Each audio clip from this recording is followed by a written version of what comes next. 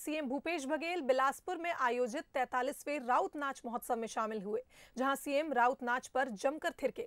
इस दौरान सीएम ने लोक कलाकारों का उत्साह भी बढ़ाया। वहीं सीएम ने इस दौरान स्कूल नहीं खुलने की बड़ी घोषणा की। सीएम भूपेश बघेल ने बीजेपी को अफवाह फैलाने वाली पार्टी भी बताया। इसके साथ ही सीएम भूपेश बघेल ने धान खरीदी को लेकर बीजेपी पर किसानों को भ्रमित करने का आरोप लगाया, जिसमें सीएम भूपेश बघेल के साथ गृह मंत्री ताम्रध्वज साहू, मंत्री शिव डहरिया शामिल हुए।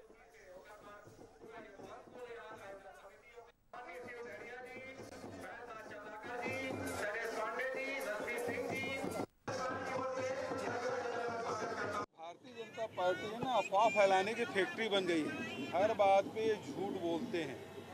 ये निगरानी समिति इसलिए बनाई गई है ताकि कोई किसान छूटे मत। भारतीय जनता पार्टी के शासनकाल में 15 लाख किसान का रजिस्ट्रेशन हुआ था और 12 लाख किसान धान बेच पाए थे। आज 21 लाख से अधिक किसान रजिस्ट्रेशन कराए हैं।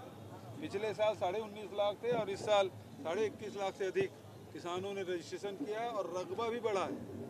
तो हम तो ये चाहते हैं कि सभी किसान के जो धान हैं सही बिके। कोई प्रकार के ये जो षड्यंत्र करते हैं, अफवाह फैलाने वाली भारतीय जनता पार्टी के लोग हैं, उसके कारण से किसी को कोई परेशानी न हो। मुख्यमंत्री भूपेश बघेल ने जशपुर जिले के दौरे के दूसरे दिन सरना एथनिक रिसोर्ट में आम के पौधों का रोपण किया। मुख्यमंत्री ने इसके बाद बाला छापर स्थित चाय रोपणी का भूमि पूजन भी किया और चाय के पौधे रोपे। वहीं सीएम भूपेश ने गौठान में चारा मशीन भी चलाई। चारा काटकर सीएम ने गौठान की गायों को चारा खिलाया। स्थानीय स्व सहायता समूह के वनोपज उत्पादों की जानकारी भी सीएम ने ली। इस दौरान सीएम भूपेश ने कहा कि जशपुर में वनोपज संग्रहण और उत्पादन की अपार संभावनाएं हैं। साथ ही उन्होंने कहा कि स्व सहायता समूह की महिलाएं नया आयाम विकसित कर रही हैं।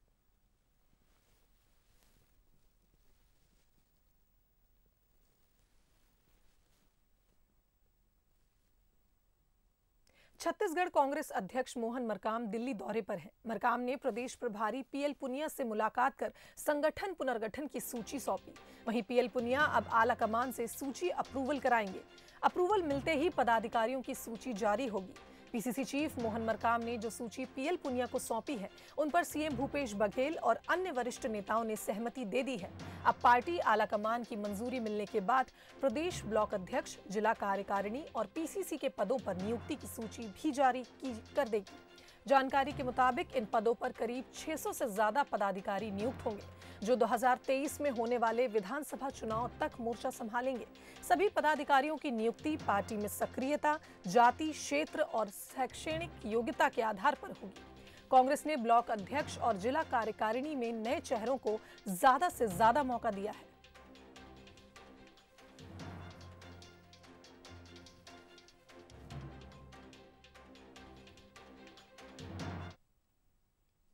कोंडागांव में किसान धनीराम की आत्महत्या मामले की जांच के लिए जनता कांग्रेस ने 2 जांच कमेटी बनाई है, जिसमें नरेंद्र नेताम, सोन साय कश्यप समेत 9 सदस्य शामिल हैं। दोनों जांच दल 3 दिन में रेणु जोगी को इसकी रिपोर्ट सौंपेंगे। ये दल 189 किसानों के धान का रकबा कम करने की जांच करेगी। आपको बता दें कि बलौदा बाजार के तौरेंगा में किसानों की धान का रकबा कम हुआ है।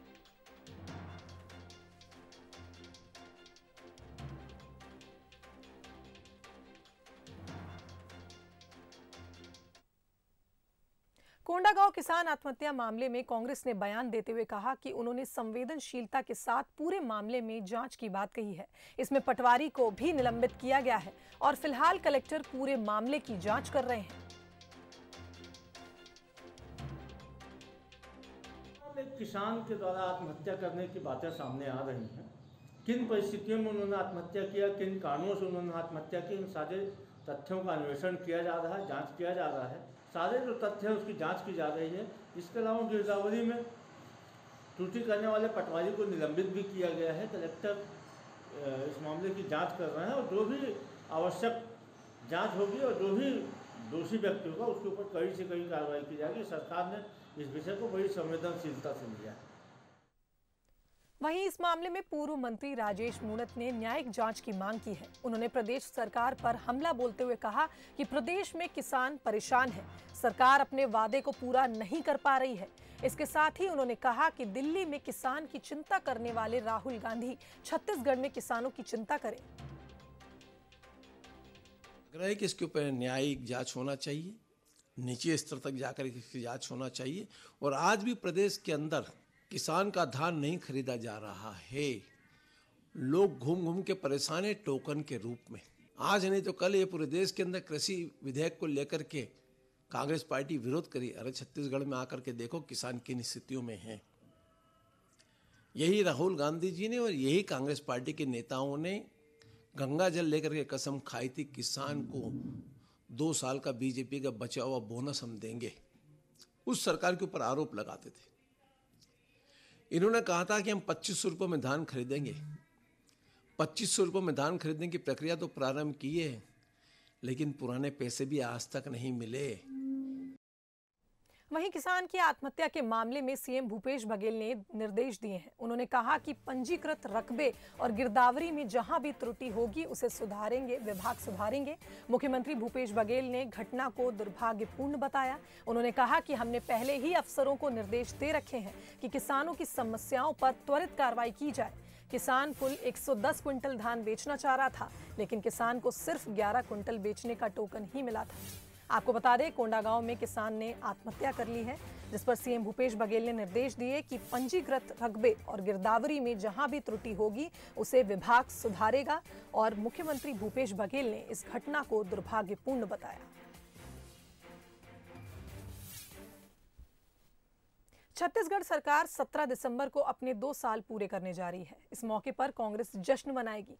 चंदखुरी माता कौशल्या के मंदिर में उत्सव मनाने की तैयारियां हैं। साथ ही यहां से राम वन गमन पथ पर रैली निकालने की भी तैयारी है। बीजेपी स्वागत तो कर रही है, लेकिन कांग्रेस पर कटाक्ष भी कर रही है। देखिए ये खास रिपोर्ट। एक और अयोध्या में भगवान राम के मंदिर निर्माण को लेकर बीजेपी और संघ गांव-गांव अभियान चला रहे हैं और फंड जुटा रहे हैं। वहीं इस मामले में छत्तीसगढ़ कांग्रेस भी पीछे नहीं रहना चाहती। छत्तीसगढ़ कांग्रेस सरकार के 2 साल पूरे होने पर भगवान राम के नाम पर जश्न मनाने की तैयारी कर रही है। कांग्रेस सरकार के 2 साल पूरे होने पर उत्सव मनेगा। चंद्रखुरी माता कौशल्या मंदिर में मनेगा उत्सव। मंत्रिमंडल के साथियों के साथ सीएम बघेल होंगे शामिल। 17 दिसंबर को राज्य के उत्तर दक्षिण का चंद्रखुरी में होगा मिलन। 14 से 17 दिसंबर तक राम वन गमन पथ में पर्यटन रथ और बाइक रैली होगी। रैली सीतामढ़ी, हरचोका कोरिया और दक्षिण राम राम सुकमा से होगी शुरू। 17 दिसंबर को चंद्रखुरी में समाप्त होगी रैली। चंद्रखुरी माता कौशल्या मंदिर के आसपास वृक्षारोपण भी होगा।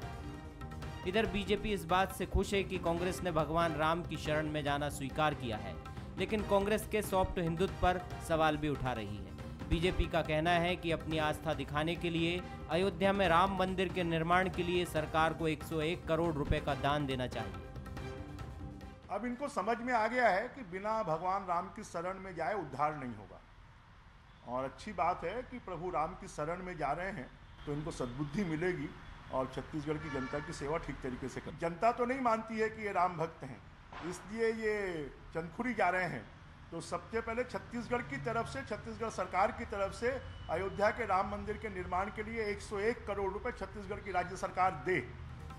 कांग्रेसी इसे अपनी आस्था का विषय बताते हुए राम के असली स्वरूप को कांग्रेस के असली राम करार दे रही है। वो राम मंदिर आज तक 20-25 सालों में क्यों नहीं बना पाए? पहली बार चंदा किए थे सारे हिंदुस्तान का, वो चंदा कौन खा गया? इसका जवाब तो उनसे लेना है। ये हमारी कार्य योजना है जो छत्तीसगढ़ की अस्मिता से जुड़ा हुआ है, इसलिए हमारी कार्य योजना का ये प्रमुख उद्देश्य है। हम अपने छत्तीसगढ़ में ये सब कुछ करना चाहते हैं, हम किसी को देख के ये काम नहीं कर रहे हैं। भगवान श्री राम सबके हैं, बीजेपी हो या कांग्रेस या कोई और। लेकिन राम मंदिर निर्माण को लेकर देश में जिस तरह से सियासत हुई, उसके बाद राम का नाम जपने भर से सियासत शुरू हो जाती है। अयोध्या में भूमि पूजन के दौरान एमपी कांग्रेस ने अपने कार्यालय पर राम का बड़ा पोस्टर लगाया था। अब छत्तीसगढ़ कांग्रेस भी राम के ननिहाल में उत्सव मना रही है। क्या ये प्रयोग बीजेपी के हिंदुत्व के एजेंडे का तोड़ है क्या कांग्रेस इसमें सेंध लगा पाएगी या आने वाले दिनों में सामने आएगा? मोहन तिवारी, बंसल न्यूज, रायपुर। वहीं खबर रायपुर से है, जहां सीएम भूपेश बघेल आज बालोद जाएंगे। आपको बता दें, बालोद में 75वें वार्षिक राज अधिवेशन में वो शामिल होंगे। करीब दोपहर 1:30 बजे बालोद जिले के ग्राम सिर्री पहुंचेंगे सीएम भूपेश बघेल। तो रायपुर में मुख्यमंत्री भूपेश बघेल आज बालोद जिले के ग्राम सिर्री में आयोजित होने वाले 75वें वार्षिक राज अधिवेशन में भाग लेंगे। आपको बता दें, वे दोपहर 1 बजे रायपुर हेलीपैड से उड़ान भरेंगे और 1:30 बजे कार्यक्रम स्थल पर पहुंचेंगे। कार्यक्रम के पश्चात सीएम बघेल 3:30 बजे रायपुर के लिए प्रस्थान करेंगे।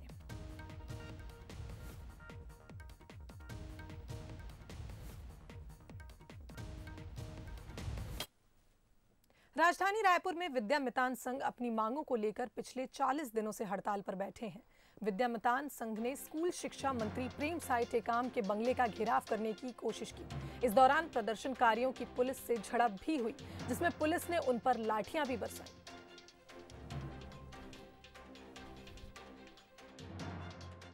छत्तीसगढ़ में विद्या मितान के आंदोलन का 40वां दिन है और आज उन्होंने अपने नियमितीकरण की मांग को लेकर शिक्षा मंत्री के घेराव का ऐलान किया था। और इसीलिए आप देखिए, जब शिक्षा मंत्री के घर की ओर विद्या मितान आगे बढ़ रहे हैं तो पुलिस ने उन्हें रोक दिया है। और इस दौरान जो धक्का मुक्की का दृश्य है वो आपके सामने दिखाई दे रहा है।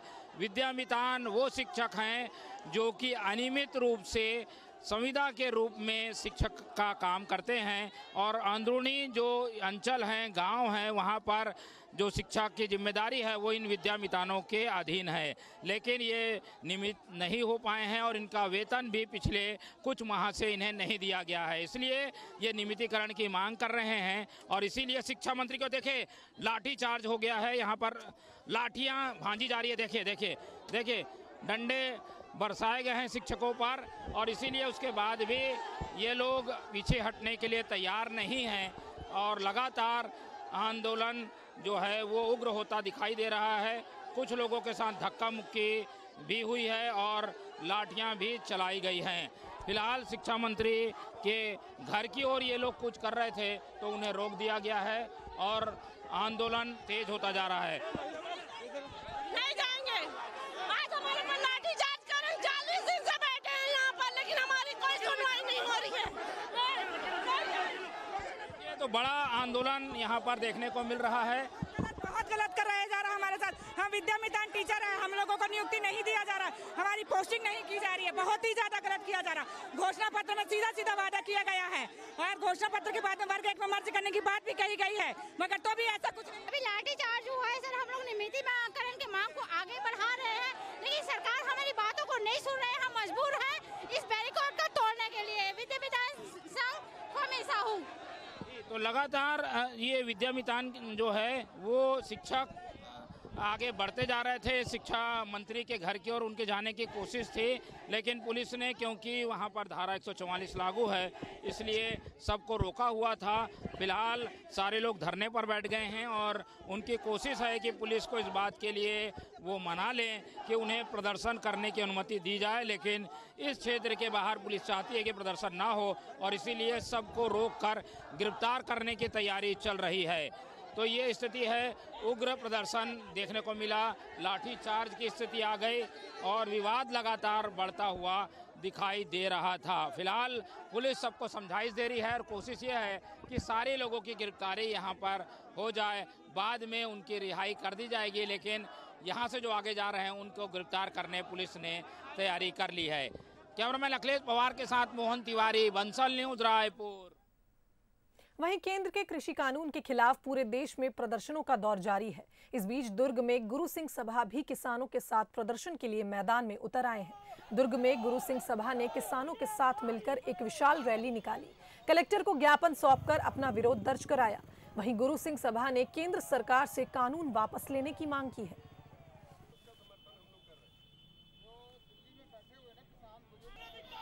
आज यहाँ से अपने आप लोग के मंच के माध्यम से ये दिल्ली तक आवाज़ पहुँचाना चाहता है कि हम सभी किसानों के साथ हैं। जिस टाइप का भी, जिस तरीके का भी समर्थन हमारे किसान भाई हम सिख भाइयों से एवं पूरे समाज से मांगेंगे, हम उनके साथ हैं।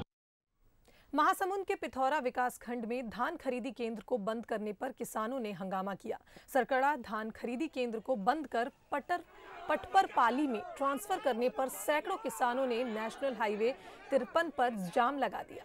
3 घंटे के जाम के बाद मौके पर पहुंची पुलिस ने मामला शांत करवाया। किसानों का कहना है कि 15 साल से यहां धान खरीदी हो रही है। केंद्र के बदलने के कारण हमें काफी दूर आना पड़ेगा।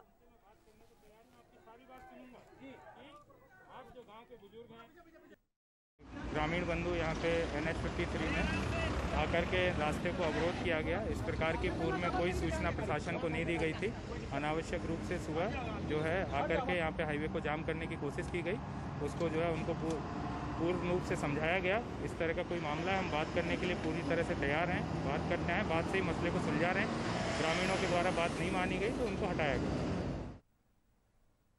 वहीं धान खरीदी को लेकर बस्तर पर खास सतर्कता बरती जा रही है। सीमावर्ती इलाकों पर निगरानी बढ़ा दी गई है ताकि दूसरे राज्यों से यहां धान ना बेचा जा सके। दरअसल संभाग के 3 जिले तेलंगाना, उड़ीसा और महाराष्ट्र से लगे हुए हैं। हर साल इन्हीं इलाकों से यहां धान खपाने की शिकायत मिलती है।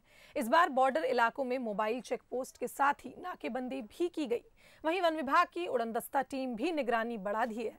GPS सिस्टम से भी ट्रकों में निगरानी रखने की बात सामने आई है। राज्य में 1 दिसंबर से धान खरीदी की प्रक्रिया प्रारंभ हो गई है। बस्तर संभाग के अंतर्गत सीमावर्ती क्षेत्र जैसा उड़ीसा, आंध्र प्रदेश, तेलंगाना, महाराष्ट्र, इन 4 राज्यों का जितना भी आने जाने के जो रास्ता है, इनमें जो मोबाइल चेक पोस्ट के माध्यम से और नाकाबंदी के माध्यम से लगातार चेकिंग की कार्रवाई की जा रही है। इसमें पुलिस के साथ साथ स्थानीय प्रशासन और फूड डिपार्टमेंट का और अन्य संबंधित विभाग का अधिकारी कर्मचारी भी शामिल हैं। अब तक जो प्रक्रिया बहुत स्मूथ तरीके से चलते आ रहा है। गाय का गोबर छत्तीसगढ़ की समृद्धि में बढ़ चढ़कर योगदान देने लगा है। अंबिकापुर में इससे लकड़ी और ईंट बनाई जा रही है। इसके लिए नगर निगम को सरकार से परमिशन दी है। सिर्फ 60,000 रुपए में यहाँ के DC रोड पर SLRM सेंटर में मशीन लगाई गई है। स्व सहायता समूह की महिलाओं को ट्रेनिंग दी गई और गोबर की लकड़ी और ईंट बनाने का काम शुरू हो गया। कम लागत से बनने वाली गोबर की लकड़ी और ईंट की डिमांड काफी बढ़ गई है। सर्दी के मौसम में इसका उपयोग अलाव जलाने के लिए किया जाएगा। वहीं जेल में खाना बनाने के लिए गोबर की लकड़ी और ईंट का इस्तेमाल भी होगा। यही नहीं, अंतिम संस्कार के लिए भी अब गोबर की लकड़ी और ईंट ही इस्तेमाल की जाएगी। सिर्फ 6 रुपए किलो में बिकने वाली गोबर की लकड़ी व ईंट के फायदे कई हैं। एक तरफ पर्यावरण को फायदा पहुंचेगा, साथ ही जलावन लकड़ी की अवैध कटाई पर भी काफी हद तक रोक लगेगी।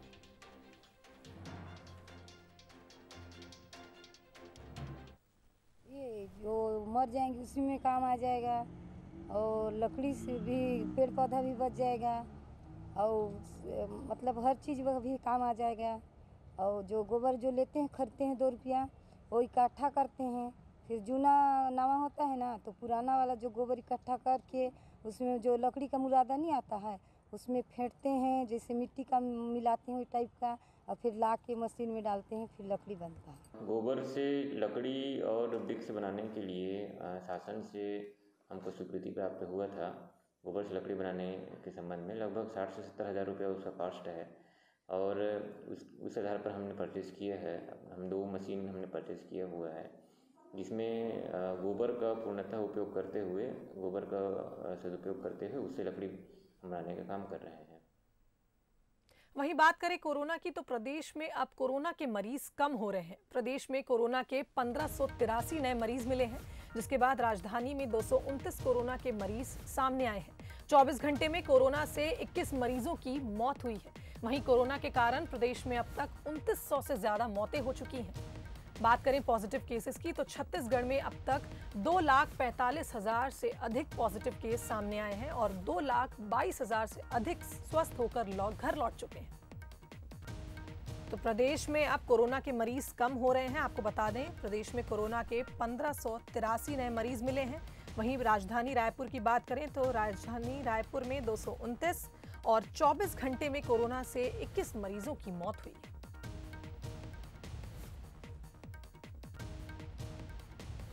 तो छत्तीसगढ़ में अब तक पॉजिटिव केसेस की बात की जाए तो 2,45,000 से अधिक पॉजिटिव केसेस हैं प्रदेश में और 2,22,000 से ज़्यादा मरीज स्वस्थ होकर अपने घर लौट चुके हैं।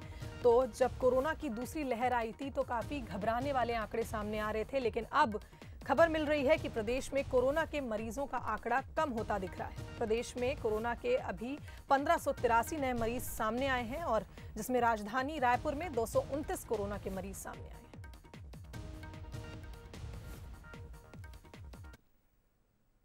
बंसल न्यूज कोरोना वॉरियर्स का सम्मान करने जा रहा है। दूसरों को जिंदगी देने वालों को दिल से थैंक यू कहने जा रहा है। बिलासपुर के लखीराम अग्रवाल स्मृति हॉल में रविवार शाम 5 बजे थैंक यू डॉक्टर्स कार्यक्रम का आयोजन होगा। कार्यक्रम में उन डॉक्टर्स को सम्मानित किया जाएगा जिन्होंने मानवता की सेवा को अपना मिशन बनाया है और इस कोरोना जैसी महामारी के दौर में भी अपने दायित्वों को बखूबी निभा रहे हैं। मुख्य अतिथि के तौर पर स्वास्थ्य मंत्री टीएस सिंहदेव मौजूद रहेंगे। वहीं अध्यक्षता बिलासपुर सांसद अरुण साव करेंगे। विधायक शैलेश पांडे और महापौर रामशरण यादव विशिष्ट अतिथि के तौर पर मौजूद रहेंगे और धरती के भगवान को कहेंगे थैंक यू डॉक्टर्स। जीवन देने वालों का सम्मान, धरती पर जिन्हें कहते हैं भगवान, जिन्होंने महामारी में भी हिम्मत नहीं हारी, जिनका हौसला पड़ा कोरोना पर भारी, ऐसे हर डॉक्टर को दिल से सैल्यूट। बंसल न्यूज करता है डॉक्टर्स का सम्मान और दिल से कहता है थैंक यू डॉक्टर्स। मार्च अप्रैल का वक्त जब कोरोना जैसी महामारी ने देश और प्रदेश में दस्तक दी थी, हर तरफ दहशत का माहौल था। ट्रेनों, बसों और वाहनों के पहिए थम चुके थे, मंदिर मस्जिदों के दरवाजे बंद हो चुके थे। उस वक्त सिर्फ एक ही जगह खुली थी और वो थे अस्पताल, जहां डॉक्टर्स भगवान की तरह अपने मरीजों की जान बचाने में जुटे थे।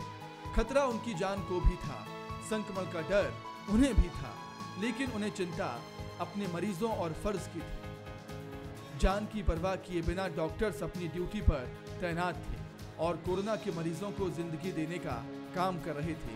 वक्त बीता, संक्रमण कभी बढ़ा तो कभी घटा, लेकिन कोरोना इन योद्धाओं के हौसलों को तोड़ नहीं पाया और धरती के ये भगवान कोरोना और इंसानों के बीच दीवार की तरह खड़े रहे और देशवासियों को कोरोना से बचाते रहे।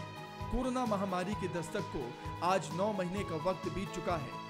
दूसरे देशों की तुलना में हमारा देश और प्रदेश इस महामारी से काफी हद तक सुरक्षित है और बेहिचक इसका श्रेय अगर किसी को जाता है तो वो हैं हमारे डॉक्टर्स, जिनकी मेहनत और जज्बे ने आज हमें यहाँ तक पहुँचाया कि हम इनका सम्मान कर पा रहे हैं। बंसल न्यूज छत्तीसगढ़ के बिलासपुर में डॉक्टर्स को सम्मानित कर रहा है, जहां डॉक्टर्स ने कोरोना से कामयाब जंग लड़ी है।